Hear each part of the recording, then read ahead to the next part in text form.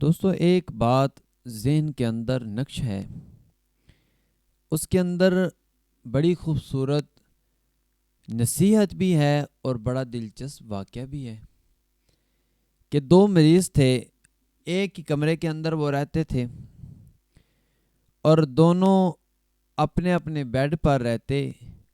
اور دونوں کی حالت یہ تھی کہ اٹھ کر وہ حرکت نہیں کر سکتے تھے، اور ایک کا بیڈ دروازے کے قریب لگا ہوا ہے اور دوسرے کا بیڈ کھڑکی کے قریب ہے، اور دونوں آپس کے اندر باتیں کیا کرتے تھے۔ جو کھڑکی کے قریب ہوتا تھا اس کا معمول یہ تھا کہ وہ صبح تھوڑا سا اوپر اٹھ کر پردہ ہٹاتا اور ہٹا کر باہر دیکھ کر جس کا بیڈ دروازے کے قریب تھا اس کو بتاتا کہ اب گلی کے اندر بچے گزر رہے ہیں، اس کو بتاتا کہ اب بچے سکول جا رہے ہیں، اب سکول کی وین گزر رہی ہے، اب یہ کام گلی کے اندر ہو رہا ہے۔ وہ اسے کھڑکی سے دیکھ دیکھ کر بتاتا رہتا اور یہ سن کر اس چیز کو اپنے اندر محسوس کرتا کہ اب گلی کے اندر یہ کام ہو رہا ہے۔ پھر وہ اس سے پوچھتا کہ بتاؤ اب کیا ہو رہا ہے، تو وہ اسے کہتا ہاں اب بچے سکول سے چھٹی کر کے واپس آ رہے ہیں۔ اب اسے بتاتا کہ سکول سے وین واپس آ رہی ہے، بچے گلی کے اندر کھیل رہے ہیں، ایک دوسرے سے جھگڑا کر رہے ہیں، ایسے ایک دوسرے کو مار رہے ہیں۔ یہ ان ساری باتوں کو اپنے اندر محسوس کرتا تھا۔ وقت گزرتا گیا،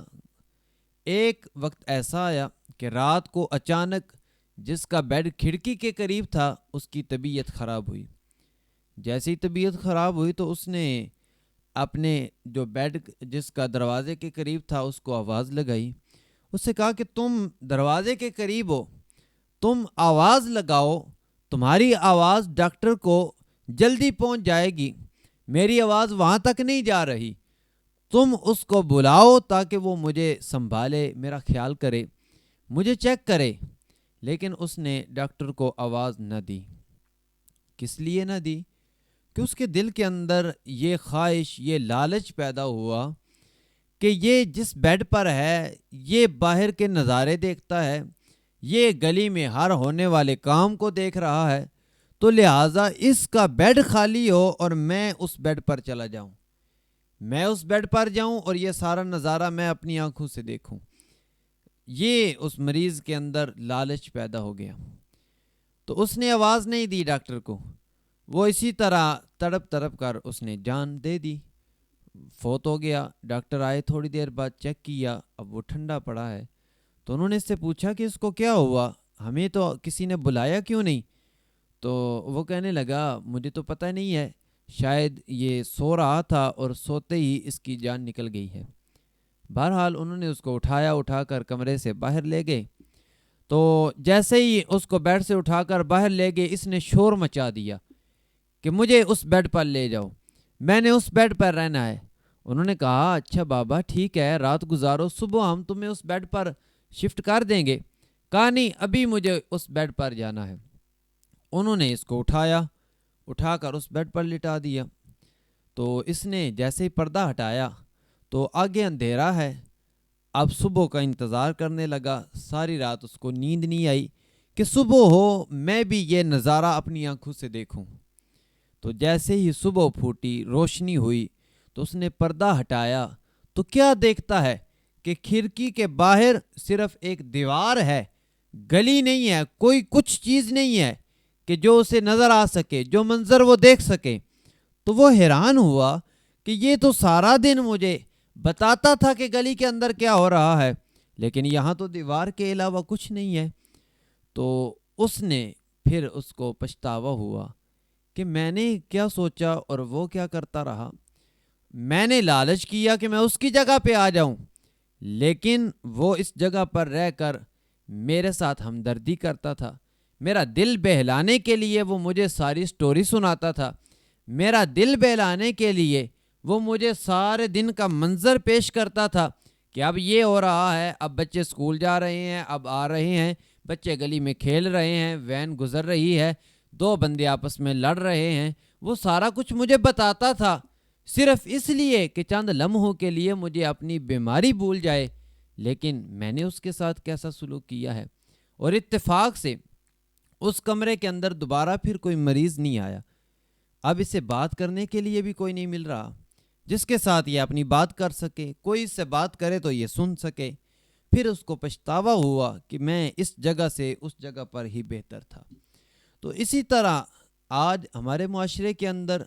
ہماری اپنی زندگیوں کے اندر بھی ہم اکثر یہ خواہش رکھتے ہیں کہ فلاں بندہ جس مقام پر ہے، فلاں کرسی پر جو بیٹھا ہوا ہے، وہ وہاں نہیں ہونا چاہیے تھا بلکہ مجھے وہاں ہونا چاہیے تھا۔ اور بندہ اس کو ہٹانے کے لیے کیا کچھ نہیں کرتا۔ وہ کہتے ہیں نا کہ اپنی ایک بوٹی کے لیے اگر کسی کا بکرا بھی حلال کرنا پڑے تو ہمارے معاشرے میں وہ بھی کیا جاتا ہے۔ لیکن ہوتا کیا ہے کہ جب ہم اس طرح چھین کر